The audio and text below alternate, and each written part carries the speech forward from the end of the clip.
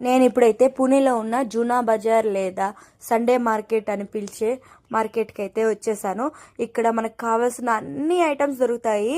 Shirts, pants, shorts, ఆ తర్వాత plastic items, ఇంటికి కావాల్సిన స్టీల్ ఐటమ్స్, పింగాణి ఐటమ్స్ అన్నీ చాలా తక్కువ ప్రైస్కి అయితే దొరుకుతుంది.